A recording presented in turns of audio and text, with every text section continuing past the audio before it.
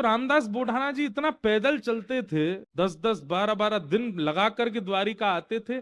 लोगों को लगता था अरे राम कितना कठिन, पर उनको वो पीड़ा का अनुभव नहीं होता था, वो तो बड़े प्रसन्न रहते थे। रामदास बोढ़ाना को बहुत सौभाग्य लगता था कि ठाकुर जी ने मुझे इतना बल दिया कि मैं पैदल चल के द्वारिका जाता हूँ। और वो द्वारिका आते, रात भर कीर्तन सुनाते द्वारिकाधीश को, और एकादशी को कपाट खुलते ही दर्शन करते, नेत्र सजल हो जाते रामदास जी के। ठाकुर जी को दूर से ही ऐसे अंक में, मानो ऐसे कर लेते जैसे मैंने अंक में भर लिया हो। ठाकुर जी दया आ गई एक दिन, और रामदास बोढ़ाना से ठाकुर जी बात करने लगे। उनके स्वप्न में या उनके चिंतन में ठाकुर जी प्रकट हो गए और द्वारिकाधीश बोले, ए रामदास तुम इतना परिश्रम करके मत आया कर। रामदास बोढ़ाना बोले, मुझे तो बहुत अच्छा लगता है, आपको क्यों पीड़ा हो रही? बोले, तुमको अच्छा लगता पर मुझे लग रहा है कि तुमको पीड़ा होती है, और उस पीड़ा से मुझे पीड़ा होती है। भक्त भक्ति भगवंत गुरु चतुर न, जब व्यक्ति भक्त भक्ति करते करते करते करते करते करते उसकी चरम स्थिति में आ जाता है ना, तो फिर उसको मिलने वाली पीड़ा वो ठाकुर जी को भी अनुभव होने लगती है, उसको मिलने वाला सुख वो ठाकुर जी को भी अनुभव होने लगता है,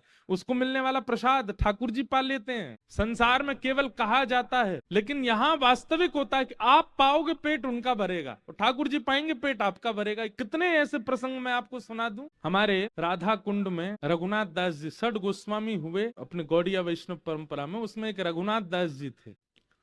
बहुत अच्छी अच्छी लीला है रघुनाथ दास जी की। तो रघुनाथ दास जी का नियम था, केवल फलाहार करते थे। धीरे धीरे धीरे उन्होंने फलाहार भी छोड़ दिया, केवल दूध पीने लगे। धीरे धीरे उन्होंने वो भी छोड़ दिया, एक एक करुआ केवल छाछ पीते थे, उसी से पूरा दिन निकालते थे। एक दिन वो बहुत जोर से बीमार पड़ गए, कोई उनको देखने के लिए वैद्य आया।